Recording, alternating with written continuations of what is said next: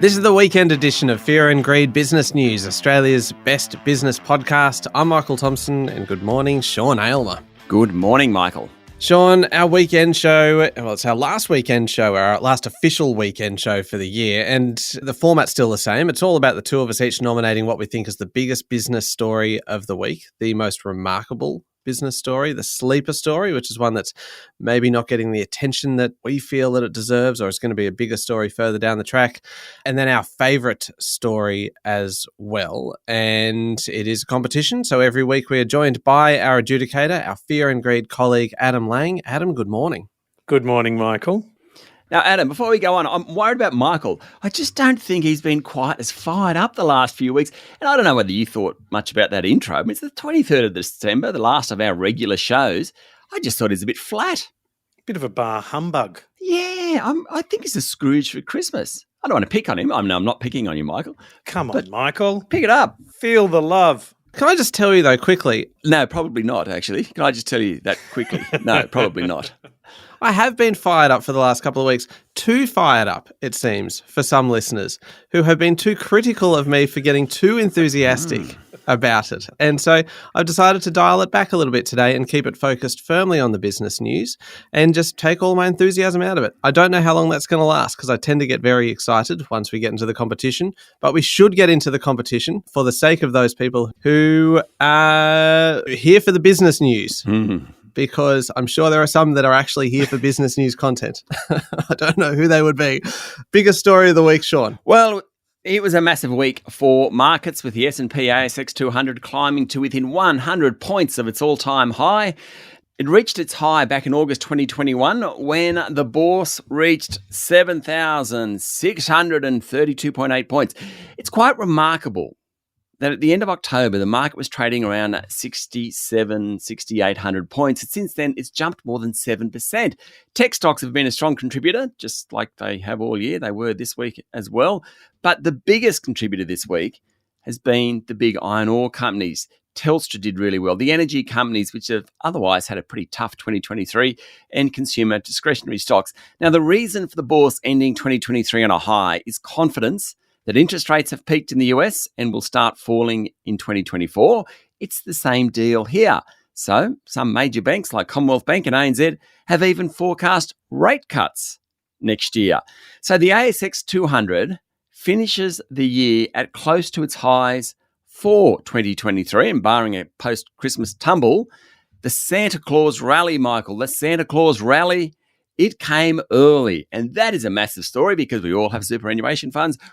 Pretty much all of us own equities in one way or another. What a way to finish the year. It's a Christmas gift.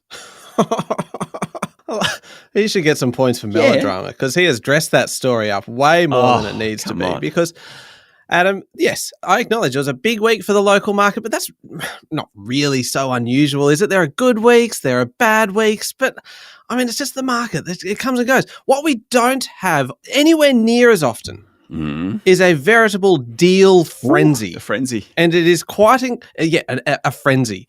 It is quite incredible that here we are so close to Christmas and there is this mad rush of M&A activity. And these aren't little kind of tiddlers of deals. There are some big nuggets, some chunky deals in here. Barrow Group and listed building materials company CRH made a $2.1 billion takeover bid for cement company Adbri, formerly known as Adelaide Brighton. Anytime I mention it now, I have to remind myself that it is formerly Adelaide Brighton because it reminds me how to pronounce Adbri. Do you think, Michael, that cement companies are really interesting? I'm wondering. Adam? Well, they're the foundation of many big stories. Nice response. Thank you. So I really feel like this is an overruled moment where the judge has just come in and said, no, back in your box, please, Sean. Japanese financial services giant Mitsubishi UFJ Financial Group made a $1.2 billion bid for Link Group. Now, I reckon we talked about Link Group more than any other group in 2022. So it's nice to see because it was like all of was it Dye and Durham, wasn't it, Sean? Dye and Durham. that was in the market for Link at that point. So it's just nice to see kind of Link Group getting another run so close to the end of the year. Stockland made a $1.3 billion deal with Lend-Lease over 12 master planned communities. And all of that, how about this? All of that was just in 24 hours or so. So we talk about big weeks. We could just talk about one big day, if you like. If we want to broaden it slightly to be the actual full week, even bigger than any of that was Allcom and Livent's $9.7 billion proposed merger that won the support of shareholders this week, and lithium company Azure Minerals, which has been an absolute standout this year. And I know, Sean, that you've loved mentioning this company. Except I can't say its name. Really hard word. A-Z-U-R-E. Azure. Is that right? Did you just interrupt my flow? Yes, because I can't say it. That company, A-Z-U-R-E Minerals, Azure. Anyway, on you go. Do you struggle with that as much as you struggle to say Oceania? Oceania. No, I got that one all right. Oceania. Preliminary clearance rates. That's a phrase. That's a hard one. Preliminary, yes. Next year, let's make a list of all the words that we struggle with throughout the year. And then on the last weekend edition of the year, we'll just run through and see how many we can mangle in a row. Azure Minerals. String them all together.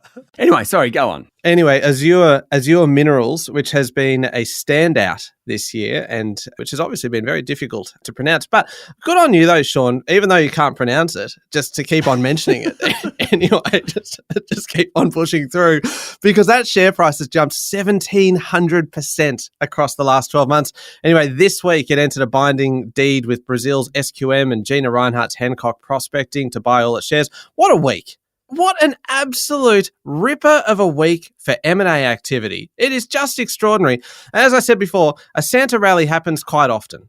Like it's Christmas every year, all right? Okay, that's nice. But a December deal frenzy, a deal-a-thon, deal mania, deal-a-rama. I'm loving it. Like these things, these are special, and it is 1 week only. Deal-a-rama. Now, before you judge Adam, I think it's only fair that Michael is asked to pronounce or at least call out the full name of SQM, because, of course, that's just an abbreviation. It's a Brazilian lithium company. Michael? No, I can't without offending any Chilean listeners. Well, I'm happy to offend. Ready? Sociedade Química e Mineira. There you go. Okay. Yeah, Michael, the hands in your face in your hands. Is it time to judge? Yeah, please. Santa Claus rally versus a sack full of deals. I think in this instance, for the Christmas edition, Sean has to win by a very narrow margin. The sack full of deals was great, but, and I'll give it the double but for Michael. Thank you. When you have a record nearly being tipped again in only the last couple of months, this is incredible. I don't know who could have foreseen this in the last couple of months. And the impact of the overall stock market, the ASX, of course, has such a broad impact on everyone, not just those companies that are being merged and bought. So, Sean, well done. You win. By a reindeer nose. Yes, well done. I'm happy with the judgment, if only to stop Adam saying sackful. Moving on. Let's move on to most remarkable story. And for me, there's only one contender in this one, and that is Donald Trump's ambition to return to the White House, hitting a wee bit of a snag this week. just a little kind of speed bump in the form of the Colorado Supreme Court ruling that the former president is disqualified from holding office again. Why? Because apparently he engaged in insurrection with his actions leading up to the January 6th storming of the Capitol, and it's all about a rarely used part of the Constitution that disqualifies people who engage in insurrection against the Constitution after taking an oath to support it. Now, the court ruled that the amendment does, in fact, apply to Donald Trump. And, of course, as you would expect, the former president took it well. He described it as a shame for the country, a sad day for America, a few other things. Most of them, I'm pretty sure, were statements online. I don't know whether he's still using Truth Social or whether he's kind of gone back to X mostly. Yeah, anyway, it's going to be appealed to the US Supreme Court, which has a Republican bias compared to the Colorado Supreme Court, which is an all-Democrat appointed bench. So who knows if it'll stand. when you kind of look at it like that, it is probably unlikely. But even so, and even by Trump's standards, this has been a drama-filled week, especially when the week started with a Trump official revealing that they expected him to clinch the Republican nomination by about March, and ending with a Supreme Court ruling that he is ineligible to run at all. And with 4 separate court cases running in 4 separate states, it is all just remarkable. It is remarkable. There are no other superlatives to describe this. It is remarkable, remarkable, remarkable. Sean. Well, that is remarkable, isn't it? I think so. It'll be overturned. But anyway, look, just park that.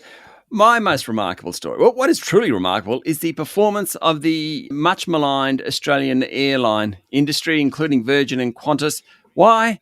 Because it's actually getting worse, not better. Notwithstanding, probably the worst year of public relations for the national carrier ever. Almost half of all Virgin Australian flights were delayed or cancelled last month. That's incredible, don't you think? Only 54.2% of Virgin flights actually arrived on time. Unbelievable. Just over 62% of domestic services flown by Qantas arrived on time. This is according to figures from the Bureau of Infrastructure and Transport Research Economics. Jetstar.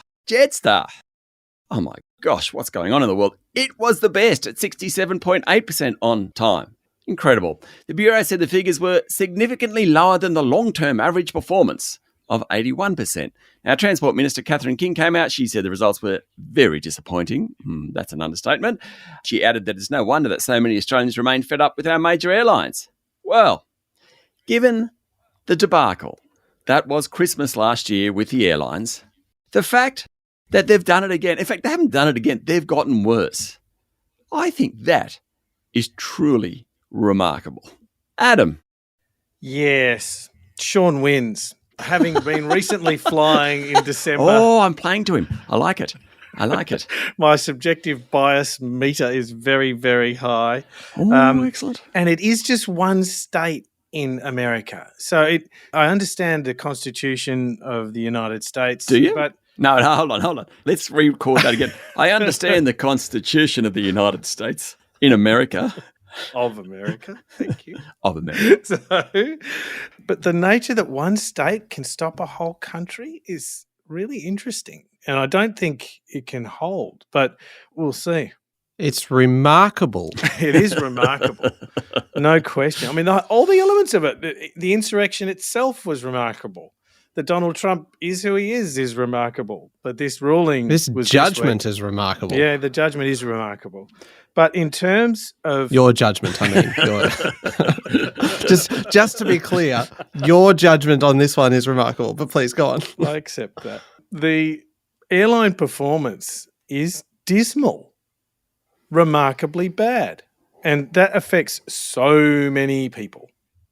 So, Sean, well done. You win 2-0 at the halfway mark. Excellent.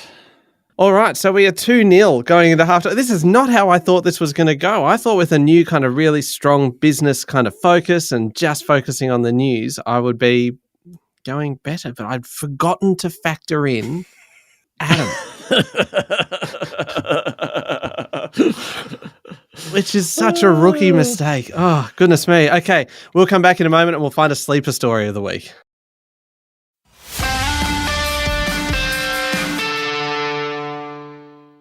All right, we are looking for a sleeper story of the week. And so this is a business story that is perhaps not getting the attention that we feel it deserves. It's kind of flying under the radar a little bit. Adam, I should have asked you for this at the start. Not that I think it would kind of shed any light on it for listeners at all. But can you please share your judging criteria for us? What are you actually looking for? Because at the moment, there would be people scratching their heads going, what is this guy on? Well, when I explain the code, I'm sure it'll all make sense.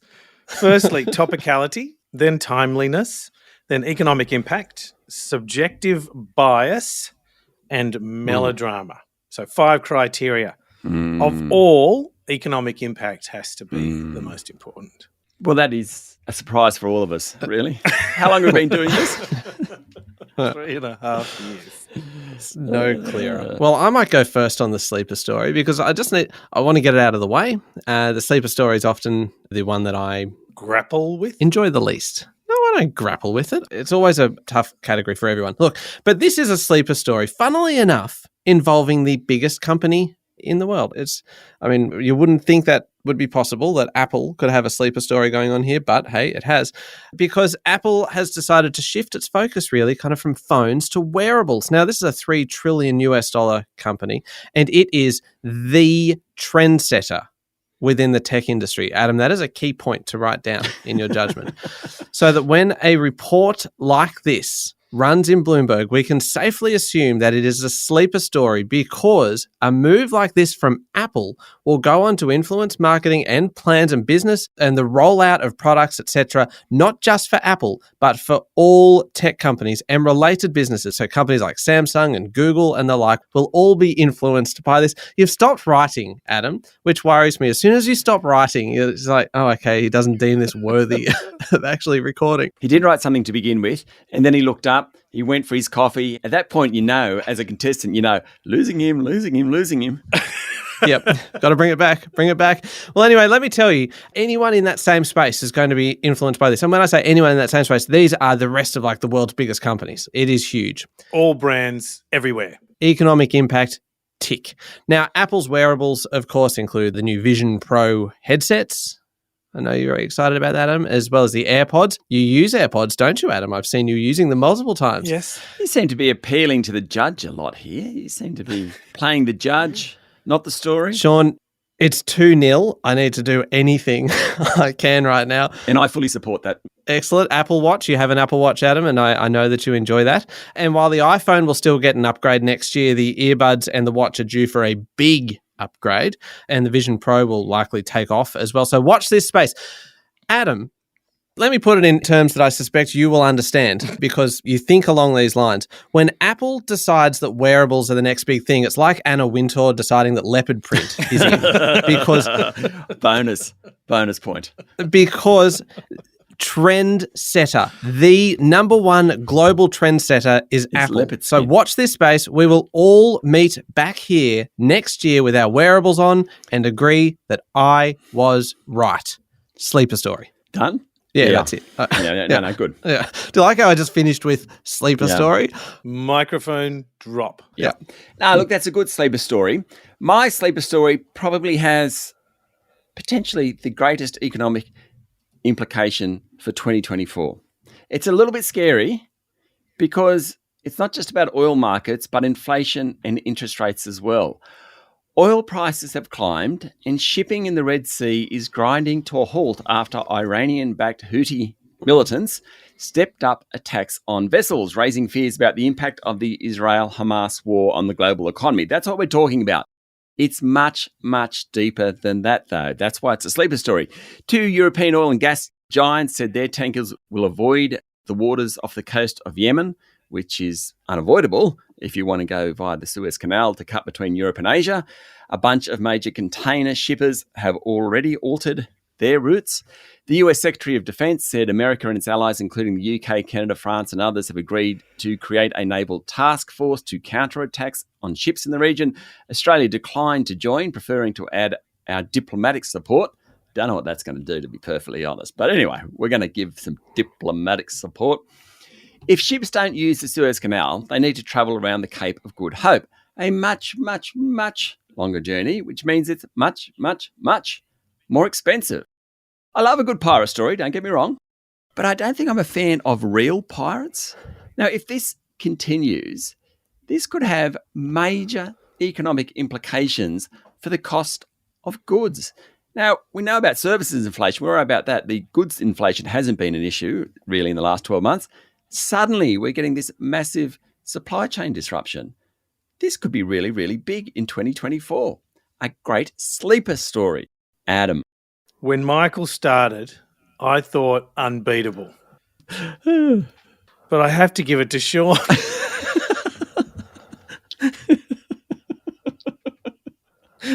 It's a look on your face, Michael, that makes this priceless.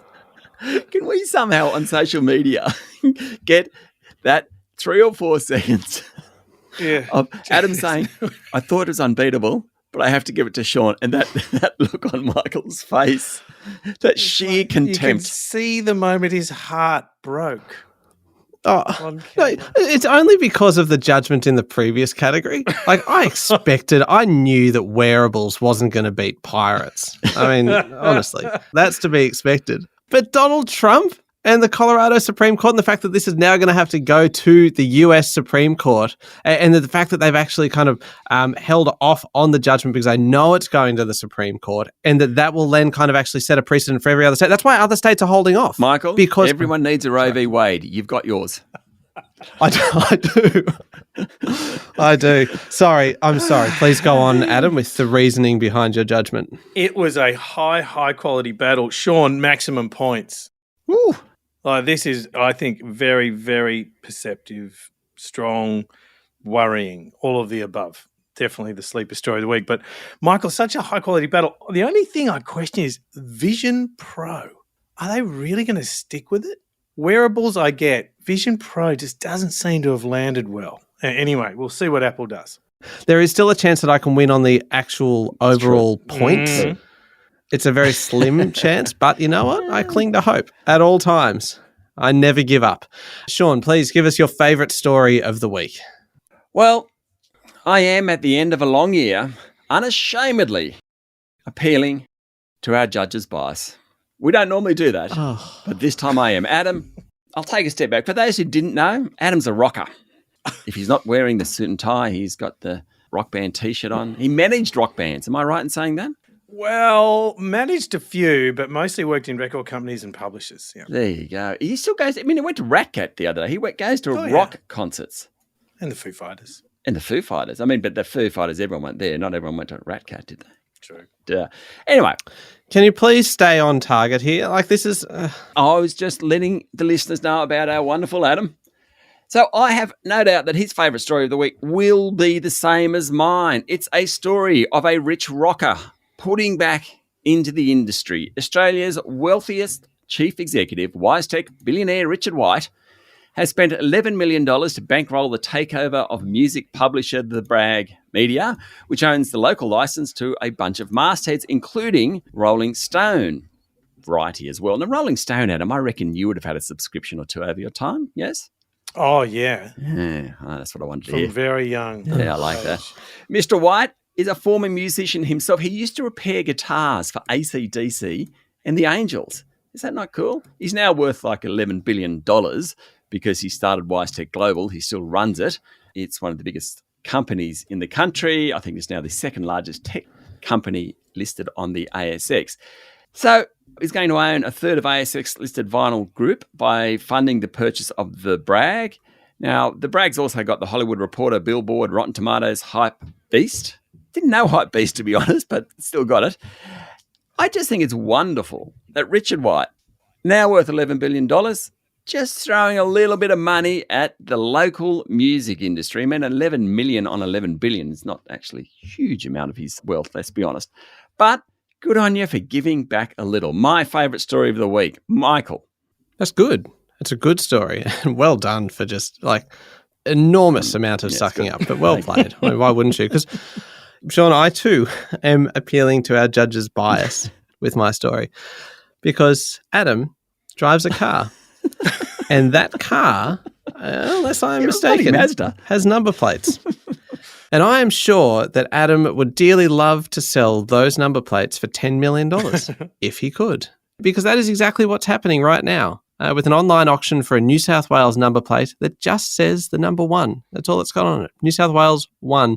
Do you know that's actually the first number plate ever issued in Australia? That's probably why it's so significant.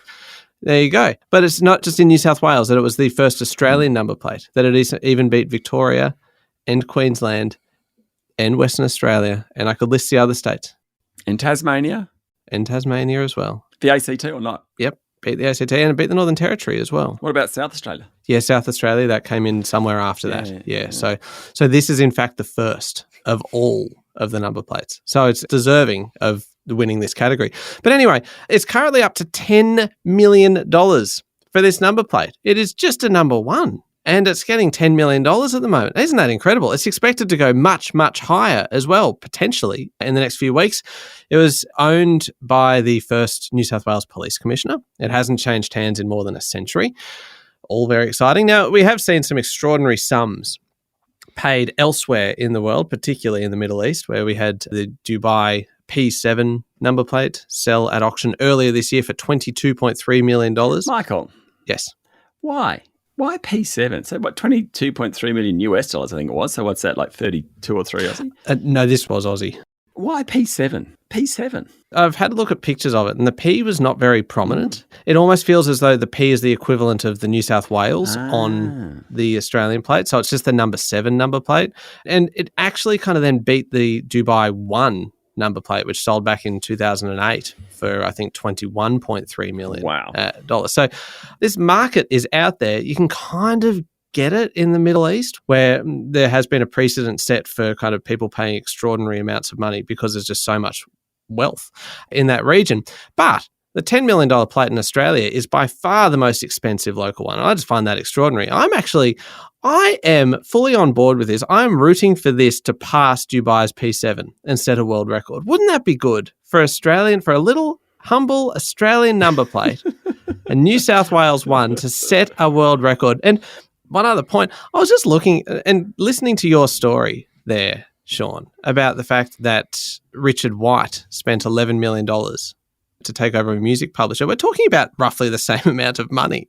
Isn't that bizarre that if you had $10 million or $11 million to spare, would you rather spend it on a music publisher with titles like Rolling Stone and Variety, or would you rather just get a number plate with a number 1 on it? I don't think you're working for your story here. I think you're No, I'm not. But it's okay. You know what? It actually just strikes me as funny what people attach value to. So I'm getting quite existential here because people have unusual ways of valuing different things, and what means a lot to one person can mean something else entirely to someone else. And if they're willing to put their money to it, how about back in 2004 when there was that toasted cheese sandwich that had the image of the Virgin Mary on it, and that sold for $28,000 US.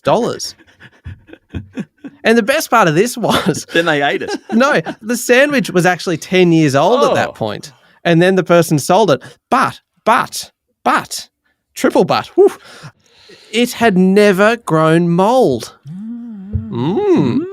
There you go. I'm just putting it out there. I just find that fascinating. Funny what people attach value to. $10 million for a number plate.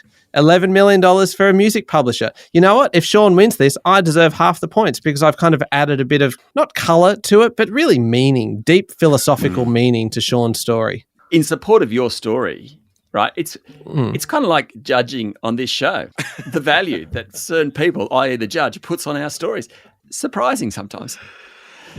Yeah, and impossible to guess. Tell us about your toasted cheese sandwich, Adam. Okay. I'm in unprecedented territory. Sean wins. That is entirely unexpected.